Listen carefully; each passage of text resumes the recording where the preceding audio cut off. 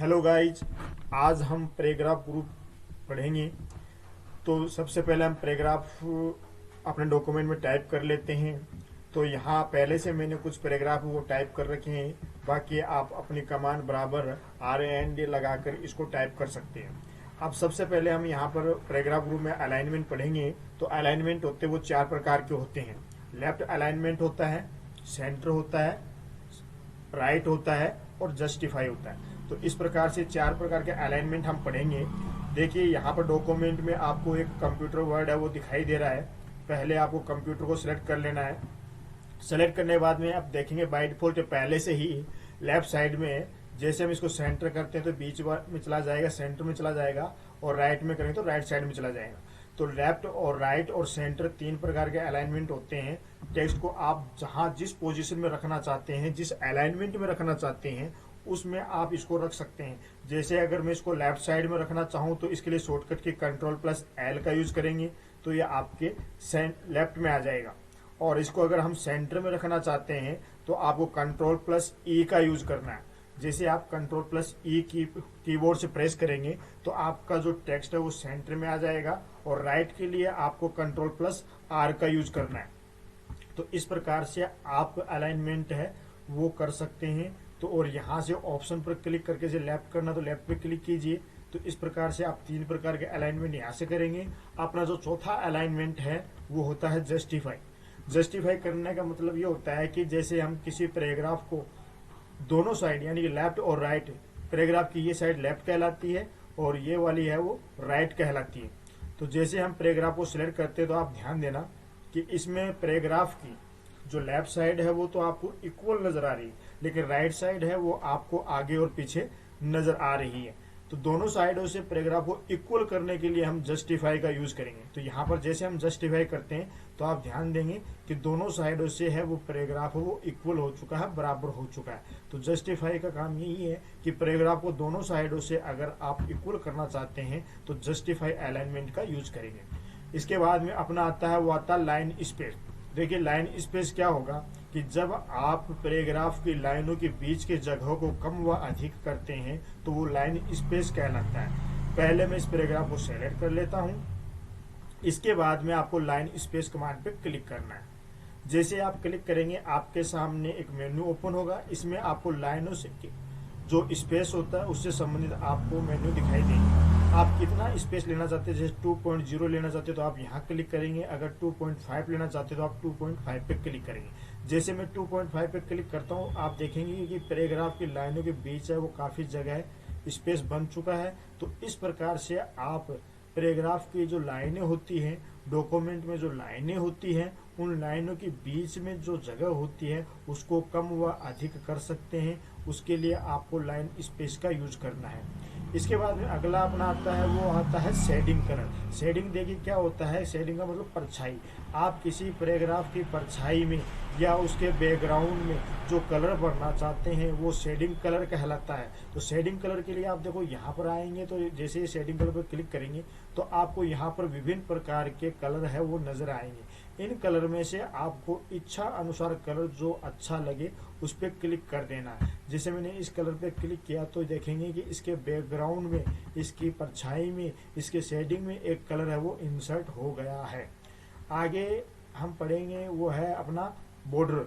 Border क्या होता है कि इसमें अलग अलग प्रकार के आप बॉर्डर लगा सकते हैं। जैसे मैं इस पैराग्राफ को सेलेक्ट कर लेता हूँ।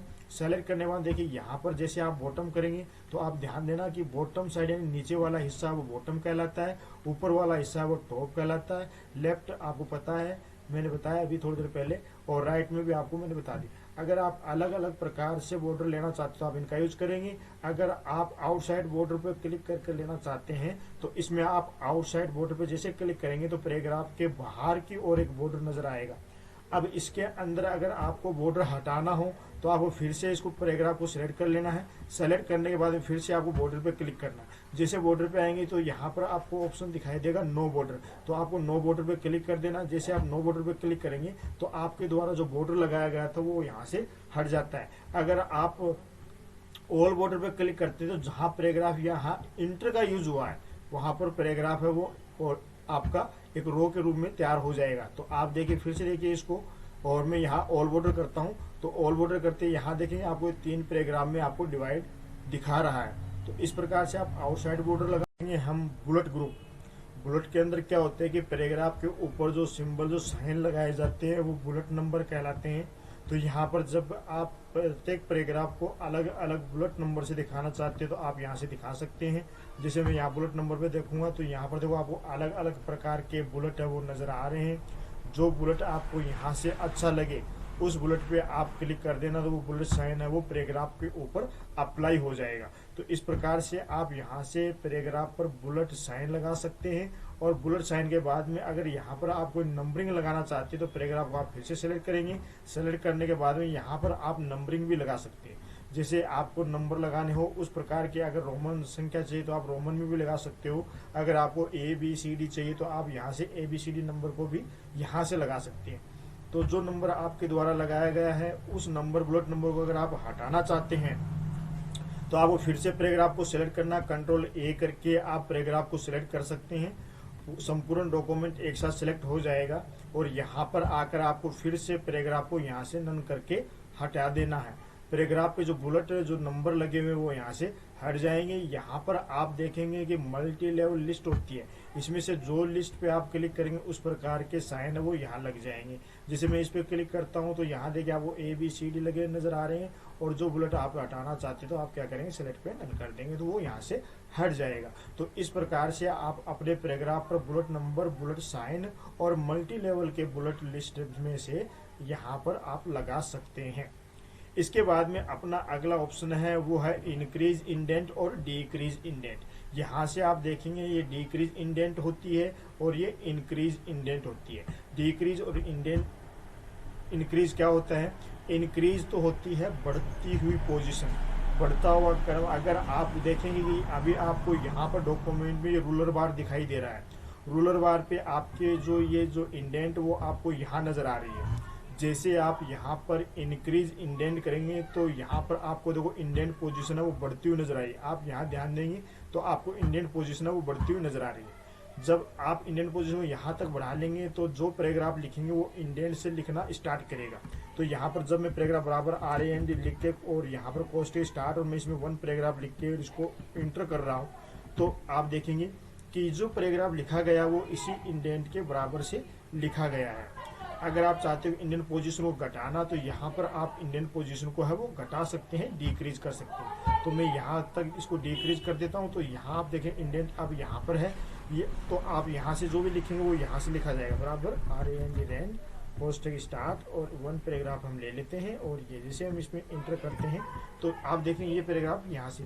कहने का तात्पर्य यह है कि इंडेंट पोजीशन जहां पर रहती है पैराग्राफ वहीं से टाइप होगा और जहां तक रहती है वहां तक ये पैराग्राफ रहेगा। इसके बाद में अपना आता है अगला है, उसको हम बोलते हैं शॉर्ट। देखिए MS वर्ड में शॉर्ट एक महत्वपूर्ण ऑप्शन है। इसके द्वारा आप अपने द्वारा जो लिखे गए नाम हैं उनको आप असेंडिंग और डी असेंडिंग ऑर्डर में सेट कर सकते हैं। तो यहाँ आप देखेंगे यहाँ पर 2 ऑप्शन आपको दिखाई दे रहे, असेंडिंग और डी असेंडिंग ऑर्डर। तो ये कैसे करेंगे? इसके लिए आपको पहले कुछ नाम टाइप करने होंगे। तो मैंने पहले से अपने एक डॉक्यूमेंट में नाम है वो टाइप करके रख रखे हैं। तो यहाँ से आप इन नामों को, जैसे अभी आप देखेंगे बंटी, रोहतास, निशांत, इस प्रकार से मेरे पास लिस्ट में नाम है। तो इन नाम में आप देखेंगे कि असेंडिंग क्रम क्या होता है कि आप इनको अल्फाबेट के हिसाब से सेट कर सकते हैं। जैसे ए से बढ़ता हुआ क्रम है, A to Z। A to Z का मतलब होता है A से Z की तरफ बढ़ता हुआ क्रम। तो यहाँ पर आप क्या करें, पहले संपूर्ण डॉक्यूमेंट को सिलेक्ट कर लेंगे।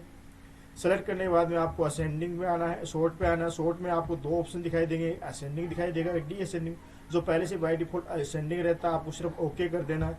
ओके करते आप देखेंगे जो लिस्ट में है वो सारे नाम वो अल्फाबेट के हिसाब से सेट हो चुके हैं।